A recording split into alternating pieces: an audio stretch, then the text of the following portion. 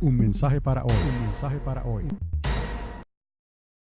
Un general de Antíoco fue y los reunió a ellos para que comenzaran a comer carne, prohibida, ¿no? Según la ley, para que comenzaran a adorar a otros dioses, para que comenzaran a hacer cosas que le eran abominación al Señor. Estos macabeos se levantaron y el líder de ellos le hizo la guerra a este grupo de soldados que había enviado Antíoco, y los mataron, los asesinaron, y de ahí comenzó la rebelión de los macabeos. ¿Por qué? Porque ellos quisieron guardar y se determinaron guardar su santidad, separados para Dios, y no contaminarse con el mundo, no contaminarse con los ídolos paganos y no contaminarse con los griegos. Entonces, esto no iba a detener a Antíoco al principio, porque Antíoco era un rey y tenía ejércitos, pero estos macabeos se convirtieron como una guerrilla escondida que le comenzó a hacer la vida imposible a Antíoco Epífanes, a este grupo de personas que ahora estaba reinando y gobernando sobre el área de Israel, de Jerusalén. El asunto es que durante ese tiempo vino entonces Antíoco y comenzó a profanar el templo, quitó los utensilios, los vasos sagrados, y introdujo una estatua a Zeus, un dios pagano, y agarró un marrano, un cerdo, y lo llevó al altar del templo y lo degolló y derramó su sangre en el altar, profanando el templo terriblemente. Entonces imagínense la angustia que estaba pasando el pueblo de Dios en esos días, en esos tiempos, verdaderamente un tiempo de angustia también, ¿no? Para los hijos de Jacob. Y el Señor ya estaba a las puertas. Unos 40 años más adelante, el Señor Jesús iba a nacer en la ciudad de Belén. Bueno, pero ahora usted está viendo la historia de cómo ocurrió antes, y que por lo menos en estos momentos les puedo decir que también va a ocurrir después, pronto, en lo que llamamos nosotros un tiempo que está muy cercano a las puertas, donde ocurrirá lo mismo en cierta manera, pero en mayor grado de gravedad. Va a ocurrir sobre todas las naciones de la tierra. Pero regresando entonces a las profecías de Daniel, ahí en el capítulo 11, aunque no se menciona por el nombre, se habla de Roma, se habla de Antíoco y se habla de los macabeos, que fueron los que vinieron con un pequeño socorro, y ellos vinieron para ayudar al pueblo judío que quería perseverar en su fe y no contaminarse con el mundo. Ahora, después de haberle dicho eso, entonces quiero llevarles a la otra fuente donde está la historia por boca de los que escribieron este recuento, y lo llamaron el primer libro y segundo libro de los macabeos. Y yo les voy a hablar del primer libro de los macabeos, donde se encuentra esto. En la Biblia que tenemos nosotros protestante no se incluyeron estos libros. Los judíos los incluyeron como canónicos, por lo menos el primero de Macabeos, creo, pero luego hubo debate sobre eso y lo volvieron a quitar. Algunos grupos solamente consideran este libro de los Macabeos como algo canónico, como que se puede utilizar como palabra de Dios en los libros incluidos de la Biblia. La Biblia católica romana todavía los incluye. La Biblia protestante no los incluye. Yo tengo aquí una copia del libro de los Macabeos, y de aquí entonces le voy a leer este relato histórico. Quiero que me preste atención, porque se va a dar cuenta con cuán exactitud se escribieron estas cosas. En Primera de Macabeos, obviamente no tiene usted dónde seguirme, pero estoy en el capítulo 1. En el verso 143 en adelante, en el verso 20 en adelante, dice, más exactamente el versículo 21, dice: el año 143, después de haber vencido a Egipto, Antíoco vino contra Israel y subió a Jerusalén con un poderoso ejército, entró altivo en el santuario, arrebató el altar de oro, el candelabro de las luces con todos sus utensilios, la mesa de la proposición, las tazas de las libaciones, las copas, los incensarios, la cortina, las coronas, y arrancó todo el decorado de oro que cubría el templo, se apoderó a sí mismo de la plata, del oro y de los vasos preciosos, y se llevó los tesoros ocultos que pudo hallar, y con todo se volvió a su tierra. No puedo leerles todo el capítulo, pero les estoy leyendo algunos puntos más referentes importantes. Dice en el versículo 43 del mismo capítulo, dice: el rey Antíoco publicó un decreto en todo su reino de que todos formasen un solo pueblo, dejando cada uno sus peculiares leyes. Vea la intención de este anticristo, el primer anticristo decretado bíblicamente. Todas las naciones se avinieron a la disposición del rey. Y digo bíblicamente porque Daniel el profeta está hablando de este mismo anticristo. Entonces, muchos, verso 43, muchos, 45, muchos de Israel se acomodaron a este culto, sacrificando a los ídolos y profanando el sábado. Ahí usted va a ver también que, como ocurre hoy, creyentes que no tienen una convicción, no han hecho una convicción clara en sus vidas de servir a Dios verdaderamente. Y entonces, por fin, aquí al final de esta parte dice: fueron grandes los males que cometieron en la tierra el gobierno de Antíoco, obligando a los verdaderos israelitas, a los verdaderos judíos, a ocultarse en todo género de escondrijos.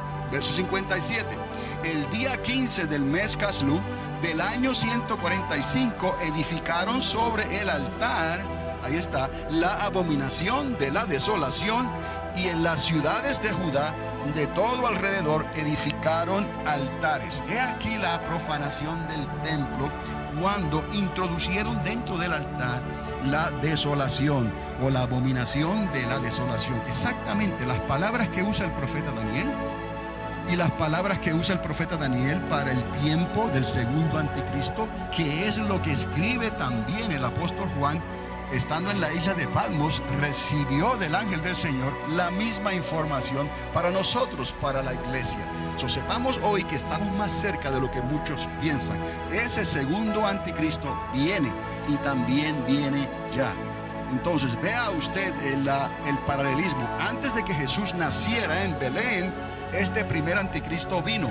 Antes de que Jesús regrese a esta tierra, cuando ponga sus pies sobre el monte de los olivos, este anticristo, el segundo, también vendrá a esta tierra. Hay aquí paralelismos. El templo estará reedificado otra vez, ya hemos hablado de eso. Estará en todo su apogeo, con todos los servicios del templo, los sacrificios y todo.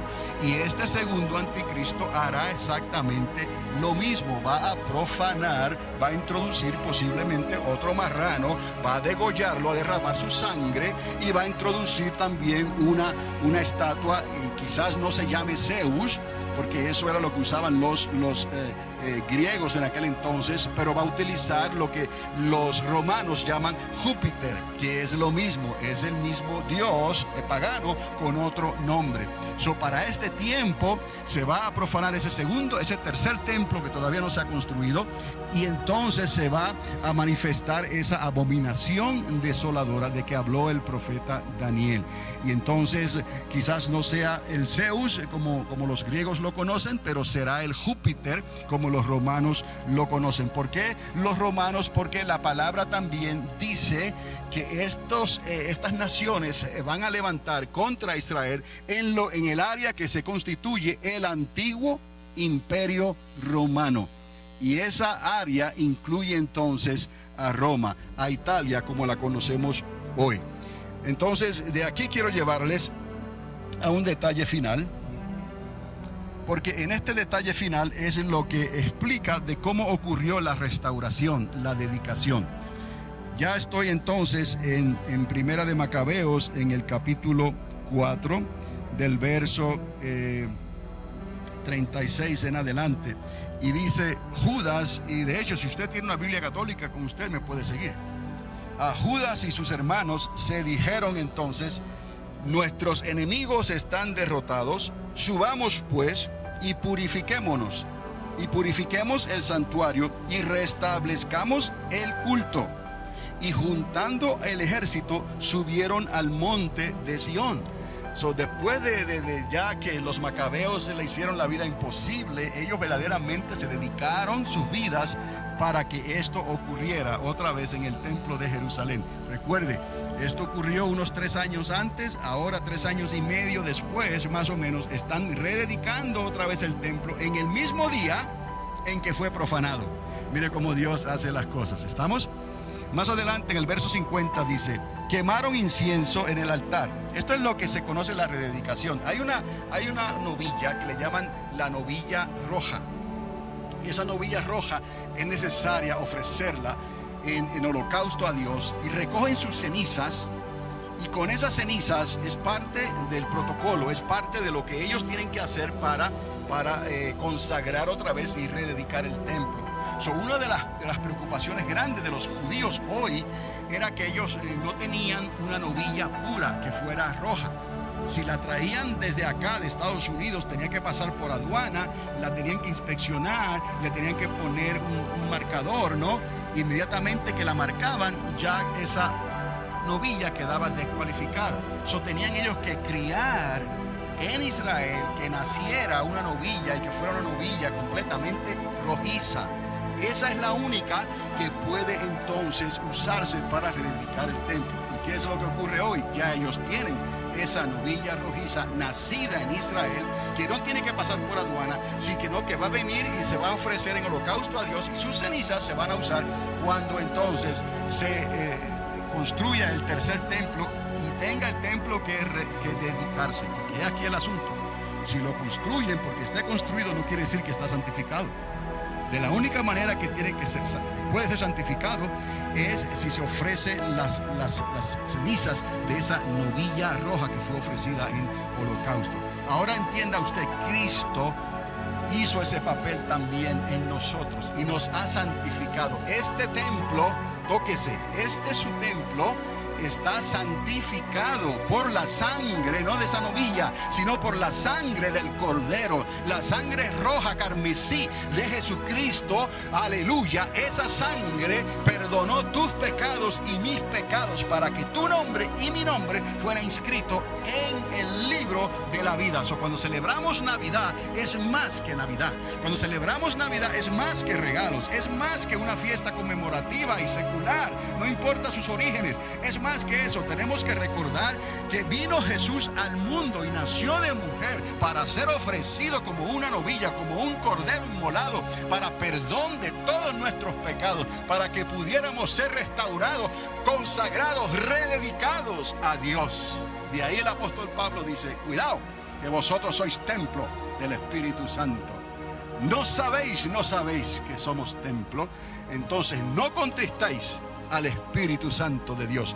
No pongamos bozar al buey que trilla en nuestras vidas para nuestro propio bien. Dejadlo que trabaje como Él quiere trabajar en nosotros, porque Él es manso, su carga es ligera. Gloria a Dios. Y el Espíritu de Dios es el que nos da el poder y la autoridad, nos marca, nos sella. Aleluya, que somos más que los macabeos, somos creyentes que hemos sido investidos con el poder del Espíritu Santo de Dios en cada uno de nosotros. De ahí, amados, la importancia de recibir el bautismo, la llenura del Espíritu Santo. Que no venga Cristo a esta tierra y te encuentres sin recibir el bautismo del Espíritu Santo. Esa sea tu prioridad en tu vida, y luego mantén esa llenura del Espíritu Santo para que podamos juntos trabajar, juntos en la misma dirección, amando a nuestro Dios sobre todas las cosas y amando a nuestro prójimo como a nosotros mismos. Esa es la iglesia de Jesucristo. Y ahí, hermanos y amados, yo quiero estar. Entonces, en el verso 55 continúa diciendo: todo el pueblo se postró sobre su rostro, adorando y elevando sus bendiciones al cielo, que les había dado tan feliz suceso. Durante 8 días celebraron la renovación del altar y con alegría ofrecieron los holocaustos y sacrificios de acción de gracias y alabanzas.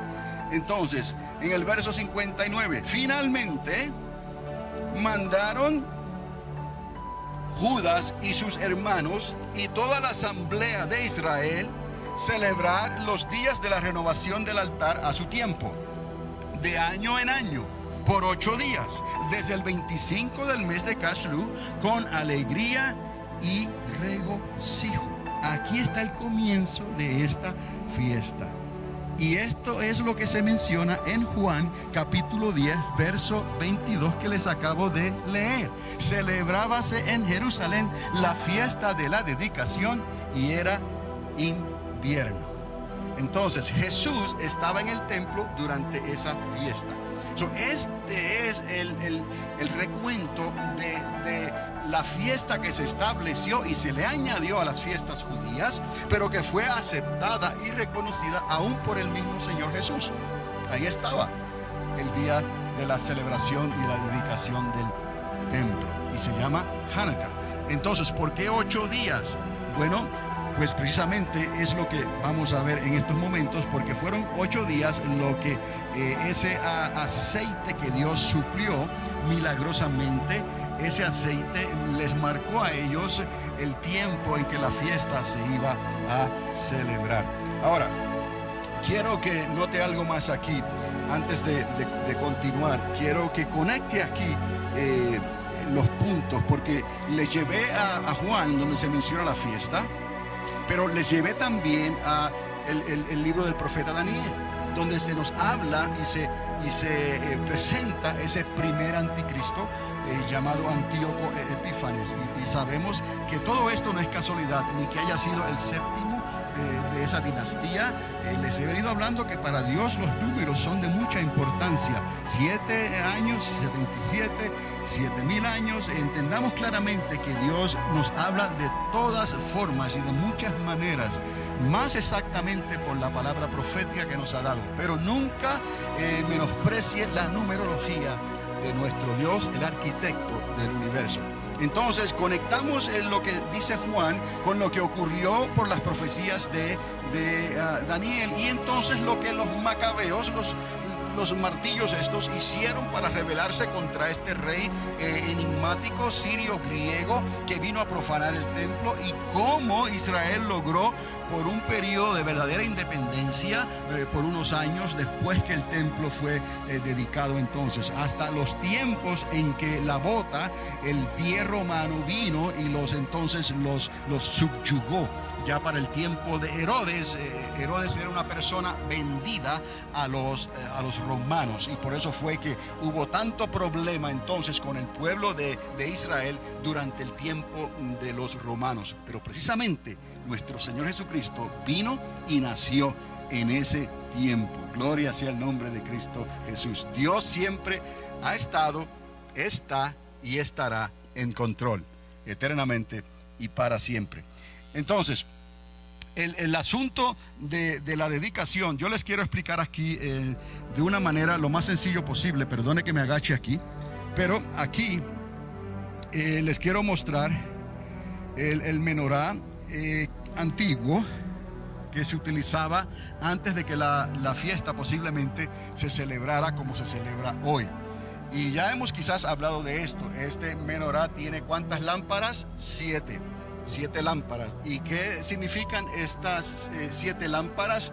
También en el libro de Apocalipsis el Señor mismo nos amplía el significado. Las 7 lámparas, los 7 ojos de Dios, las 7 iglesias. El 7 está por todos lados. Pero para los judíos de entonces, ¿saben lo que esto significaba? Los 7 días de la creación. 6 días el Señor trabajó, y el séptimo ¿qué?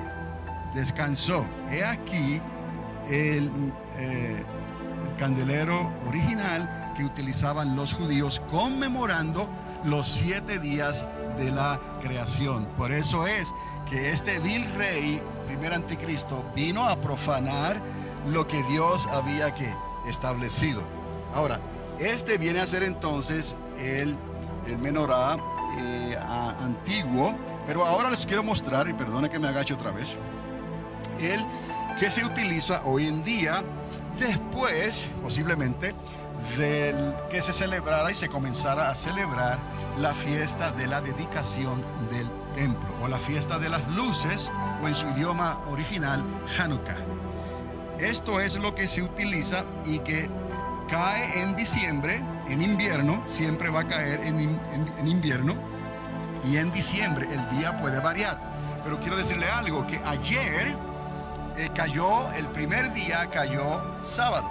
Cuando cae sábado, entonces las instrucciones son, me estoy adelantando un poquito, es que se encienda la primera vela o el primer fuego antes de la puesta, justo a la puesta del sol. No esperes a que sea ya de noche para hacerlo. Eso es si cae en sábado. Por respeto, ese es el día de descanso, el día número 7 de la creación. Ahora, ¿qué es lo que ocurrió aquí entonces? Si usted busca en el internet, usted se va a dar cuenta cantidad de personas y estados comenzaron a celebrar esto y han hecho una dedicación. Y entonces en Nueva York, en Filadelfia, hay unos menorás gigantescos que se están utilizando para conmemorar esta fiesta de las luces, como se llama. ¿Qué ocurre en estas fiestas también?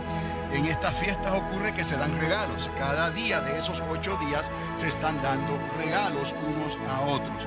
Entonces vamos a ver cómo podemos nosotros conectar eso también. Ahora, usted nota la diferencia porque hay una palabra en hebreo que se llama el shamash. El shamash es el mechoncito, por usar esa palabra, quizá usted no la conozca, pero es lo que se va a utilizar para prender las demás lámparas. O sea, son 7 tubitos, había un octavo y ese se utilizaba que se llama el shamash y se utilizaba para ir prendiendo esto en esa fiesta, no la fiesta de dedicación porque todavía no había ocurrido como la conocemos hoy como Hanukkah, sino en el templo. Para dedicar el templo había que prender el menorá. ¿Me explico? Y entonces eso conlleva un aceite que tenía que usarse, pero un aceite que tiene que estar santificado. Ustedes que se recordarán de cuando Dios le dio las instrucciones a Moisés de cómo preparar ese aceite. ¿Cuán específico fue Dios de cómo preparar el aceite de la unción o el aceite para utilizarse en cosas solemnes? Esto es algo solemne y Dios lo estableció. Tenía que ser un aceite purificado para un evento solemne. No es cualquier aceite, ir al Kmart o ir al Walmart y comprar aceite, no. Tiene que ser aceite de oliva y es un aceite que tiene que estar procesado de una manera específica. Entonces, esto era el menorá antes de que se profanara el... Un mensaje para hoy. Un mensaje para hoy.